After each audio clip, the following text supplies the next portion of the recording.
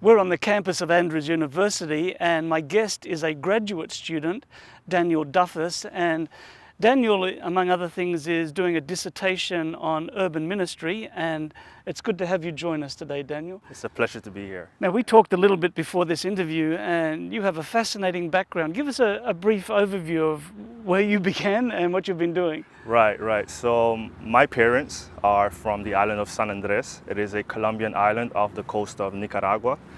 On the island, they speak English and Spanish, and so my dad was a pastor there, and I was born on that island. But when I was about 1 year of age, they were called to be missionaries on the island of Curacao in the Dutch Caribbean. So I grew up speaking English at home, Papiamento, the local language there in Curacao, and also studied in Dutch. And so I've always had a very unique background in terms of being able to connect with people from different cultures. And there on the island, we worked a lot with Venezuelan refugees that were coming since the island is close to the coast of Venezuela. After this, I moved to the US after 18 years and studied graphic design. But after 2 years, I felt a bit of an emptiness. Something was calling me, and I decided to become a minister. So I went to Puerto Rico to study. There I learned Spanish, worked as a pastor there as well, and now I'm here in the United States. Fantastic. Now, what made you decide to do a PhD here at Andrews? Well, I never thought I would do a PhD, but one of my professors approached me, Dr. Kuhn, when I was finishing my MDiv, and he told me that I had a fascinating background.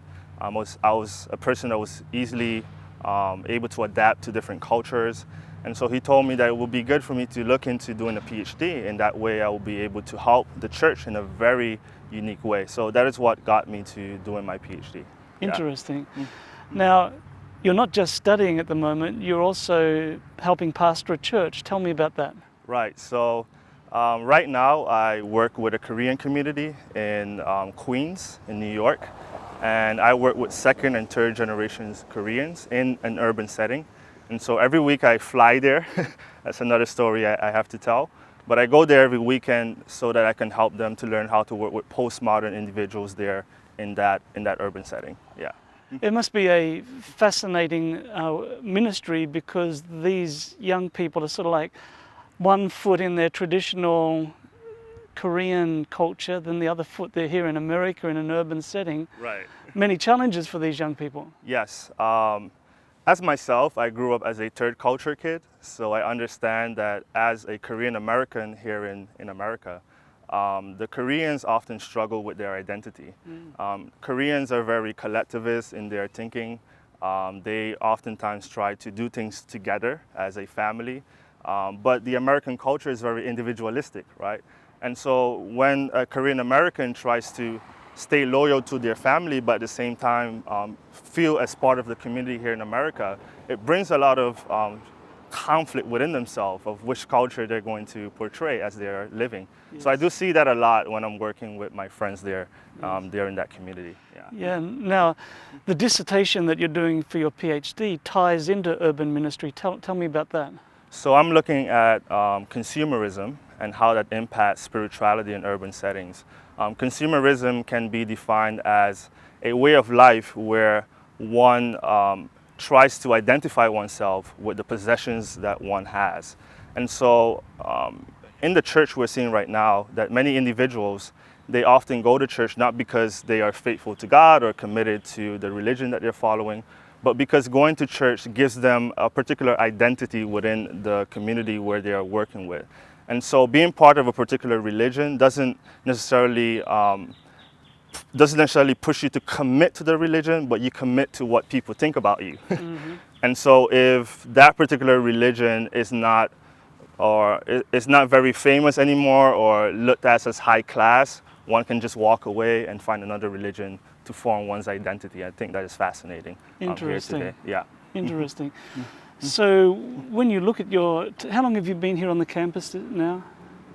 I studied my MDiv for 3 years, and now I've been back for 2 years, so about five years. So in your study, how do you see this enriching yourself and equipping you for ministry?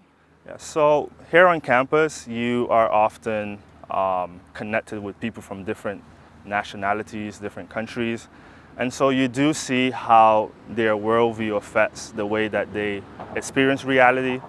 And so being here with my classmates has really helped me to be able to look at myself and see the biases that I have of looking at the world. But it also helps me to think more academically and critically about the subjects that I'm studying. Oftentimes in mission, we tend to romanticize what we do. We think it's going to be a beautiful experience going out and confronting a new culture. But I think being here has really helped me to look at the difficulties that you have as well and how you can tackle that in a way that's healthy and that glorifies God in the process. Yeah. I think it's wonderful how you're combining your study with still practical work, ministry every week. Right. So when you finish here, do you have any goals, anything that you feel that you would like to do? I do want to dedicate my life as a long-term missionary. And so I'm still waiting for the exact place or part of the world where God is calling me. I am studying other languages as well as French and Arabic to get myself prepared. So the 6 languages you speak is not sufficient? No. Okay. I want to be as efficient as possible in God's work. And so I don't have a particular place, but I do know I want to work in urban settings. I'm very interested in refugee ministries as well. So any place that God calls me, I'm prepared to work and to be a help to the church and also to help other people learn about Jesus in the process. Yeah. Wonderful. So for people who are maybe thinking about coming to Andrews to further their knowledge, to equip them better for mission, what would you say to them? So I would say to them that mission needs to be connected to education. If we don't value the educational side or the academic side of looking at mission, we can often make a lot of mistakes when we go out on the field. And so educating oneself is actually a form of love towards those people that we're trying to reach. And so anyone who's thinking about going into mission, I think they should consider coming to an academic setting, preparing themselves in the best way so that they can show the love of Christ to the world that's waiting to hear about him. Wonderful. Daniel, thank you so much for sharing a little today of your experience, and God bless. Thank you. It's a blessing. Viewers at home, pray for Daniel, pray for other students here who are preparing for mission, not just theoretically, but how they can put into practice principles that they're learning here.